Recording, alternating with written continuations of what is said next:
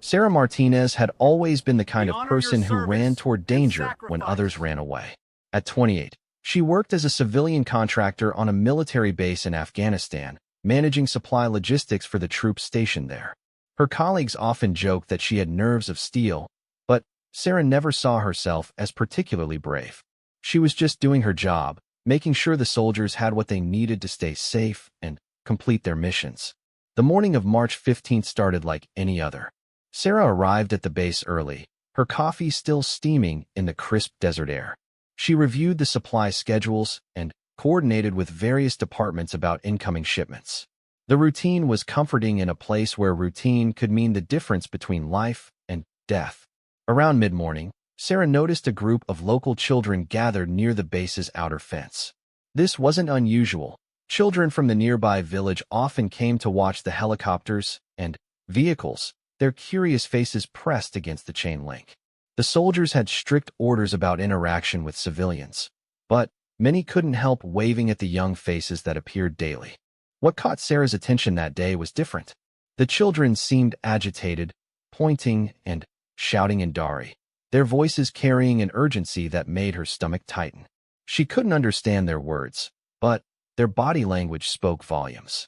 Something was wrong. Sarah grabbed her radio and called for Ahmad, the base's local interpreter. While waiting for him to arrive, she moved closer to the fence, trying to understand what had the children so upset. Through gestures and broken English from one of the older boys, she began to piece together the situation. A group of younger children from their village had wandered into an area known to have unexploded ordnance. The military had posted warnings and tried to educate the local population, but children were children everywhere, curious and sometimes reckless.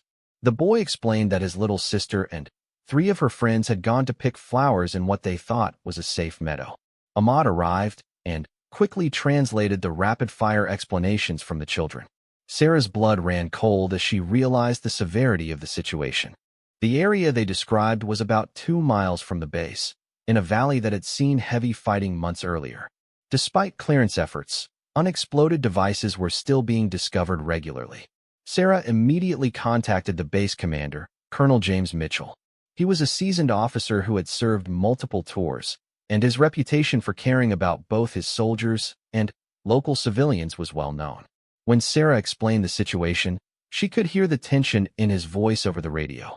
"We need to get a disposal team out there immediately," Colonel Mitchell said. "But it could take 40 minutes to assemble and brief them properly. Those children might not have 40 minutes. Sarah looked at the faces of the children pressed against the fence, their eyes wide with fear for their friends. The thought of 4 young children alone in a field of potential explosives made her decision for her. "Sir, I know that area. I've been there during previous clearance operations. If I take Ahmad and move carefully, we might be able to reach them and guide them out before the disposal team arrives." There was a long pause on the radio. Sarah knew the colonel was weighing the risks. Sending civilians into a potentially explosive situation wasn't protocol. But protocol didn't account for the human cost of waiting. "Sarah, I can't order you to do this. It's too dangerous." "You're not ordering me, sir. I'm volunteering." Another pause. "Then, take 2 soldiers with you. Rodriguez and Chen are standing by. They have experience with ordnance identification. And, Sarah, be extremely careful. Follow every protocol we've taught you." Within 10 minutes, Sarah was in a military vehicle with Ahmad, Corporal Rodriguez, and Private Chun, heading toward the valley where 4 children waited in a field that could explode at any moment. The local children who had raised the alarm climbed into the back of the truck to guide them to the exact location. The drive to the valley took 15 minutes over rough terrain.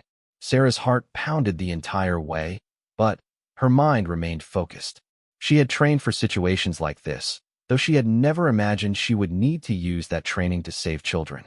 When they reached the edge of the valley, Sarah could see 4 small figures in the distance, huddled together in what appeared to be a small clearing.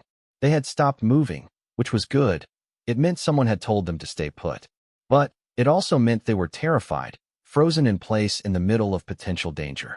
Rodriguez surveyed the area with binoculars and identified several suspicious mounds and disturbed earth patches that could indicate buried explosives. The path to reach the children would require careful navigation around these danger zones. We'll need to mark a safe route as we go, Chen said, preparing the spray paint they used to mark cleared areas. If something happens, the disposal team will need to know where we've been. Sarah studied the terrain, planning their approach. She had walked through similar areas during training and clearance operations, but never with the pressure of knowing that children's lives hung in the balance. Every step would need to be deliberate and calculated. Ahmad called out to the children in Dari, his voice calm and reassuring. He told them that help was coming and that they needed to stay exactly where they were. The children's voices carried back across the distance, thin and frightened but obedient.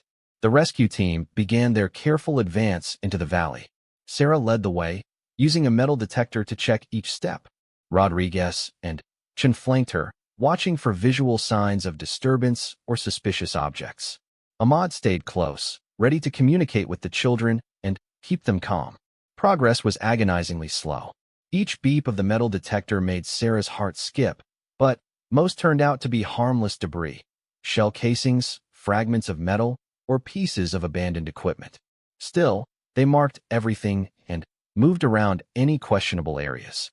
As they got closer to the children, Sarah could see their faces more clearly. The youngest couldn't have been more than 5 years old, tears streaming down her cheeks as she clutched a small bouquet of wildflowers. The sight strengthened Sarah's resolve. These children deserved to go home to their families, to grow up and live full lives. When they were about 50 yards from the children, Ahmad began talking to them more extensively, explaining what was going to happen. He told them they would need to follow the adults exactly, stepping only where they stepped. The children nodded solemnly, understanding the gravity of the situation despite their young ages. Sarah was 25 yards from the children when her metal detector began emitting a steady, urgent beep. She froze, her blood turning to ice. According to the device, there was a large metallic object directly beneath her feet. Rodriguez immediately moved to her side, carefully examining the ground. What they saw made everyone's stomach drop. The edge of what appeared to be an unexploded artillery shell was visible through the thin layer of dirt and debris. "Don't move," Rodriguez whispered, though Sarah was already perfectly still. The shell appeared to be old, probably dating back to the heavy fighting that had occurred in this valley months earlier. Age made such devices even more unpredictable and dangerous. Chen began carefully backing away, creating distance while maintaining visual contact with both Sarah and the children. The situation had just become exponentially more dangerous. Sarah was standing directly over an unexploded shell, and any movement could potentially trigger it. Ahmad continued talking to the children, his voice steady despite the crisis unfolding just yards away from them. He told them stories, asked about their families, anything to keep them calm and stationary while the adults figured out what to do next. Sarah's mind raced through her training. She knew that unexploded ordnance could be incredibly sensitive, triggered by pressure, vibration, or even temperature changes. She also knew that the longer she stood there, the more danger she put everyone in, including the children she was trying to save. Rodriguez was already on the radio with the base, urgently requesting the disposal team and explaining the situation. Colonel Mitchell's voice came through clearly, tight with concern, but professionally controlled. "Sarah, I need you to listen to me carefully. Do not move until the disposal team can assess the device. Rodriguez and Chun continue with the child rescue. We cannot have everyone in danger." But Sarah was already shaking her head, even though the colonel couldn't see her. "Sir, if I stay here, it puts the children at risk too. If this thing goes off while they're still in the field." She didn't need to finish the sentence. Everyone understood the implications. Looking at the frightened faces of the children, Sarah made a decision that would change her life forever. She had come here to save these children, and she wasn't going to let them remain in danger because of her situation. "I'm going to move," she said quietly into her radio. "Rodriguez, Chun, get ready to guide those children out the second I clear this area." "Sarah, no," Rodriguez said urgently. "Wait for the disposal team." But Sarah had already begun the most careful movement of her life. Drawing on every piece of training she had received, she began to slowly, gradually shift her weight, preparing to step away from the hidden shell. The next few seconds felt like hours. Sarah lifted her foot with exquisite care, moved it to what appeared to be clear ground, and began to transfer her weight. For a moment, it seemed like her plan might work. Then, the world exploded. The explosion threw Sarah's body through the air like a rag doll. The sound was deafening, a thunderous boom that echoed across the valley and sent birds fleeing from distant trees. Dirt and debris rained down for what seemed like an eternity, and a thick cloud of dust and smoke obscured everything. Rodriguez and Chen had been knocked to the ground by the blast wave, their ears ringing and vision blurred. But their training kicked in immediately. Chen began moving toward where Sarah had been standing, while Rodriguez rushed toward the children, who were screaming in terror but appeared to be physically unharmed. Ahmad had been far enough from the blast to avoid serious injury, though he was disoriented and bleeding from several small cuts caused by flying debris. He immediately began calling to the children in Dari, his voice hoarse but urgent, telling them to stay where they were and that help was coming. When the dust began to settle, Chun found Sarah. She was unconscious, lying in a crater that the explosion had torn in the earth.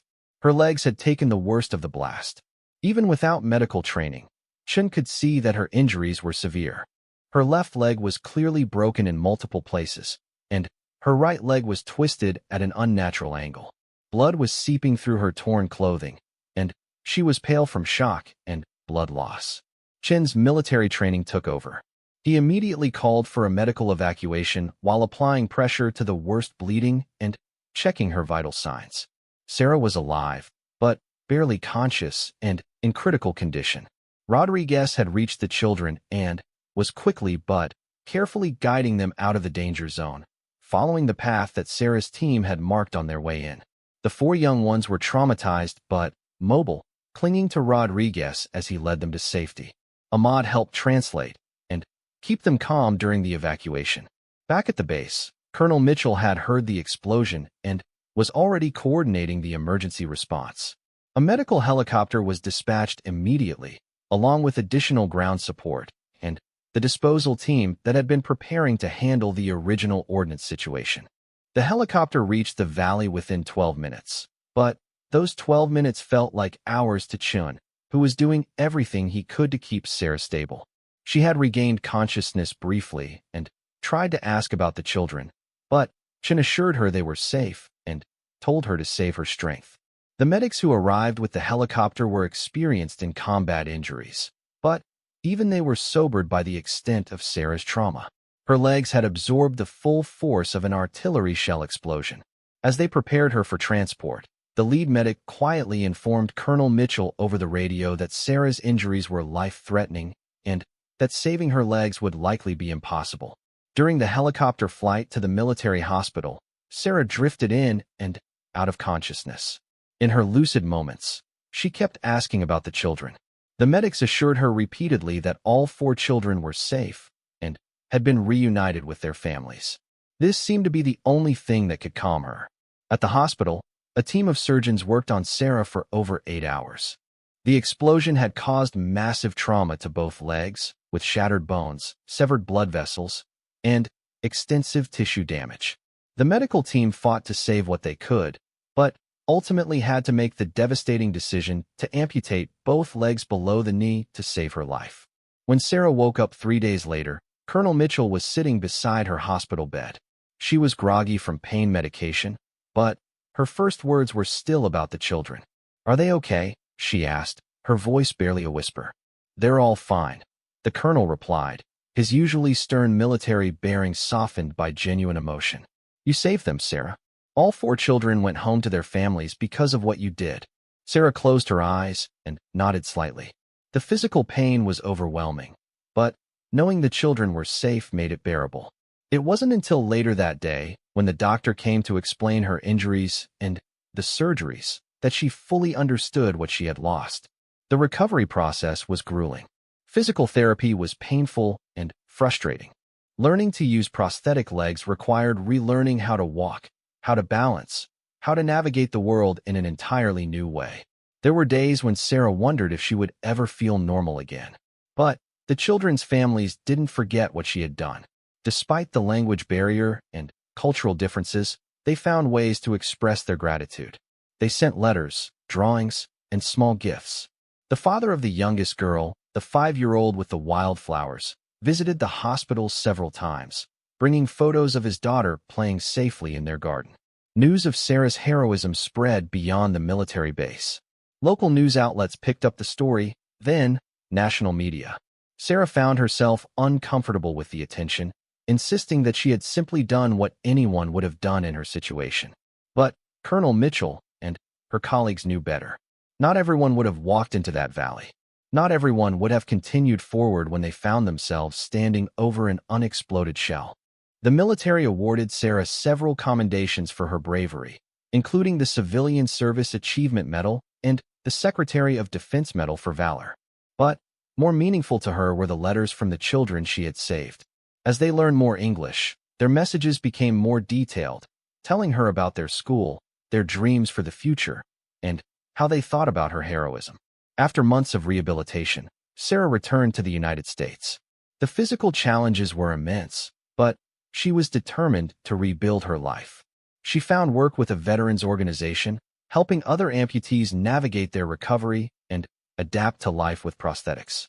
Her experience in the field and her personal understanding of traumatic amputation made her uniquely qualified to help others facing similar challenges.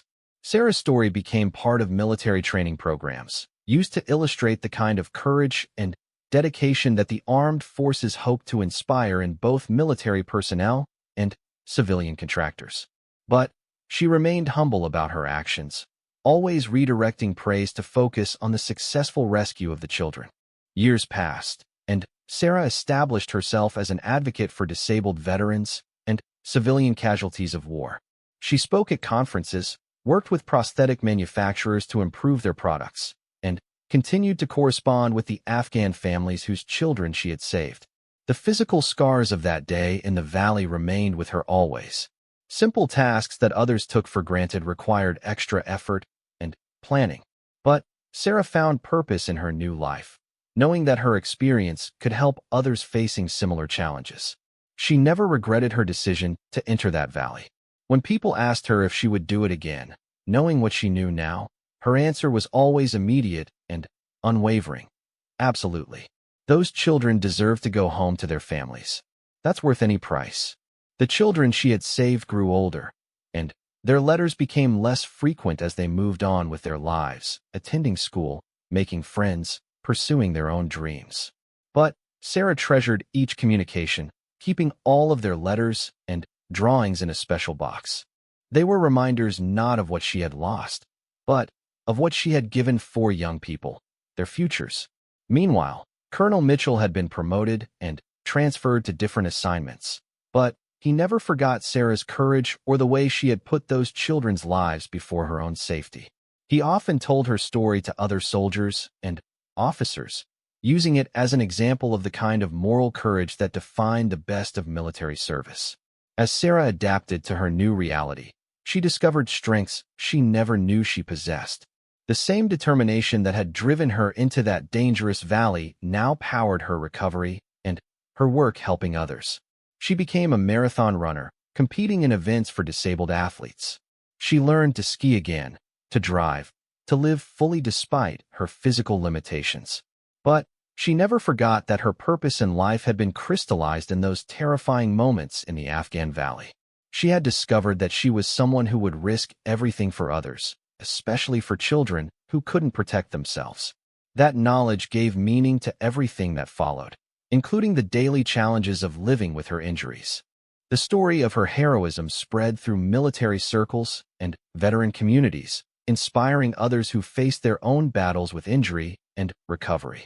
Sarah became a symbol of resilience and sacrifice, though she consistently redirected attention to the broader community of veterans and civilians who had given so much in service to others. Her life had been permanently altered by the events of that March day, but it had also been given new direction and purpose. The woman who had walked into that valley to save 4 children had emerged as someone who could save many more through her example, her advocacy, and her unwavering commitment to helping others overcome seemingly impossible challenges. As the years went by, Sarah often wondered about the children she had saved. Were they still in Afghanistan? Had they been able to continue their education? What dreams were they pursuing as they grew into young adults? She hoped that someday she might see them again, to know that the little girl with the wildflowers had grown up safely, that the brave boy who had first raised the alarm was thriving. Colonel Mitchell, now stationed back in the United States, kept in touch with Sarah.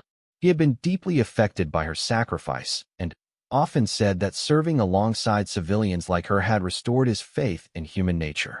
He had witnessed many acts of courage in his military career, but few had moved him as deeply as watching Sarah walk deliberately into danger to save children she had never met. The colonel had been working on something special, something he felt Sarah deserved but had never received proper recognition for. It was a process that took time, patience, and the right circumstances. But he was determined to see it through, to ensure that Sarah's extraordinary heroism received the acknowledgement it truly merited. 8 years had passed since that fateful day in the Afghan valley. Sarah had built a new life for herself, one filled with purpose and meaning despite the daily reminders of her sacrifice. She had become a respected advocate for disabled veterans, had completed 3 marathons, and had helped dozens of amputees navigate their own recovery journeys. Working from her office at the Veterans Rehabilitation Center in Denver, Sarah had just finished a counseling session with a young soldier who had lost his arm in an improvised explosive device attack. These conversations were always emotionally challenging, but they were also deeply rewarding. Helping others find hope after traumatic injuries gave Sarah a sense of purpose that she treasured. Her assistant knocked on her door with an unusual expression on her face. "Sarah, there's someone here to see you. He says he's Colonel Mitchell, and he has some people with him." Sarah's heart skipped a beat. She hadn't seen Colonel Mitchell in person for over 3 years, though they still exchanged emails regularly. For him to show up unannounced with other people seemed strange and somewhat concerning. When Sarah entered the reception area, she immediately recognized Colonel Mitchell, though he was wearing his dress uniform instead of the combat fatigue she remembered. Beside him stood 2 other military officers she didn't recognize, and behind them was a small group of people in civilian clothes who seemed oddly familiar. "Sarah," Colonel Mitchell said, his voice carrying the same authority she remembered but tinged with unusual emotion. "I hope you'll forgive the surprise visit, but there are some people here who have traveled a very long way to see you." As the group shifted, Sarah gasped. Standing behind the officers were 4 young people in their teens and early 20s. Despite the years that had passed, despite how much they had grown and changed, Sarah recognized them immediately. It was the children she had saved in that Afghan valley, now grown into young adults. The youngest, the girl who had been carrying wildflowers that day, was now a beautiful young woman of 13. The boy who had first raised the alarm was clearly in his early 20s, tall and serious-looking. The other 2 children, now teenagers, stood slightly behind their older companions, their eyes wide with emotion. "We brought them here," Colonel Mitchell explained, "because they insisted on being part of this ceremony." "Ceremony?" Sarah asked, her voice barely a whisper. She was still staring at the 4 young people, hardly believing they were really standing in front of her. The young woman who had been the 5-year-old with the flowers stepped forward and spoke in carefully practiced English. "Miss Sarah, we never forget what you do for us. You give us our life. We want to say thank you." Behind them, their families began to emerge from the reception area where they had been waiting. Parents, siblings, grandparents, an entire extended community had somehow made the journey to the United States. Sarah was overwhelmed by the sight of so many people, all of whom seemed to be looking at her with expressions of profound gratitude.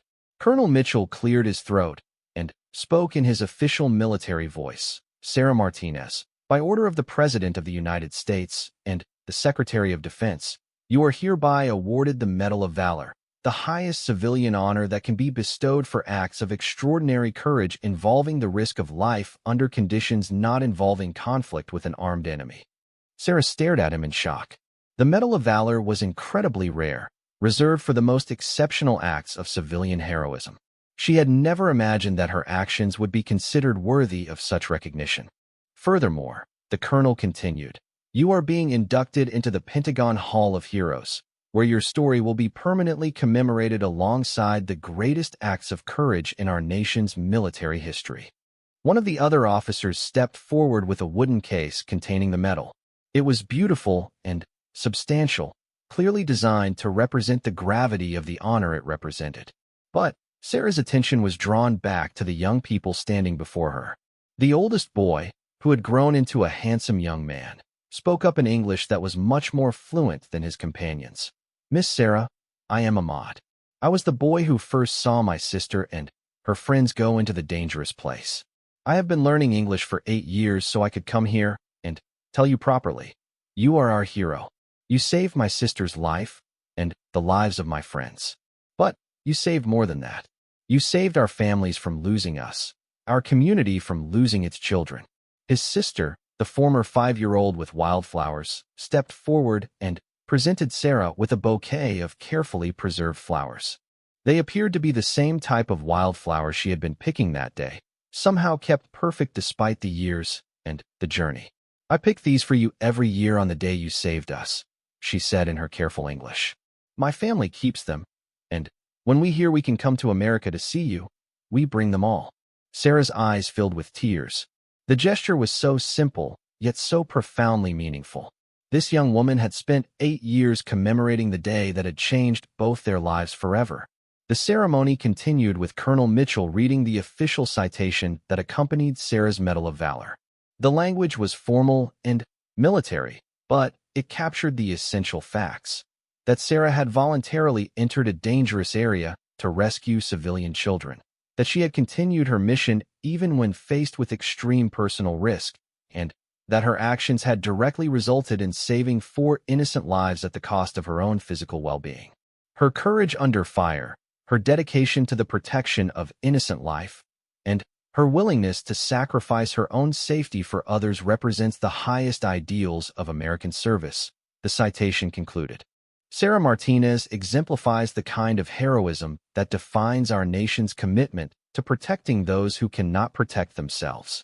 But for Sarah, the most meaningful part of the ceremony came when each of the 4 young people she had saved took turns speaking about their lives. Ahmad had graduated from high school and was studying engineering at a university in Kabul. His sister was excelling in her studies and dreamed of becoming a doctor. The other 2 were thriving as well, one pursuing teaching and the other interested in agriculture. Each of them credited Sarah not just with saving their physical lives, but with giving them the opportunity to pursue their dreams. They spoke about how their families had told the story of her sacrifice over and over, using it as an example of the kind of courage and selflessness they should strive to emulate in their own lives. "We think about you every day," one of the teenagers said. "When we have problems, when school is hard, when we are afraid, we remember the lady who walked into danger to save us. It makes us feel brave too." Sarah was overcome with emotion. She had always known intellectually that her actions had saved these children, but seeing them as healthy, thriving young adults brought home the full impact of what she had done. These weren't just 4 lives saved. They were 4 futures made possible, for sets of dreams and aspirations that could now be pursued because she had been willing to risk everything. The families of the children had prepared a traditional Afghan feast in honor of the occasion. Despite the language barriers, the gathering became a celebration of connection across cultures, proof that human courage and compassion could transcend any divide.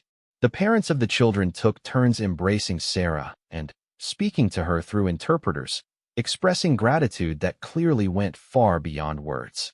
Colonel Mitchell had arranged for media coverage of the event, knowing that Sarah's story needed to be told more widely. But he was careful to keep the focus on the positive outcome rather than the sensational aspects of the incident. This was about heroism, sacrifice, and the long-term impact of one person's courage. During the dinner, Sarah learned more about how the families had managed to come to the United States.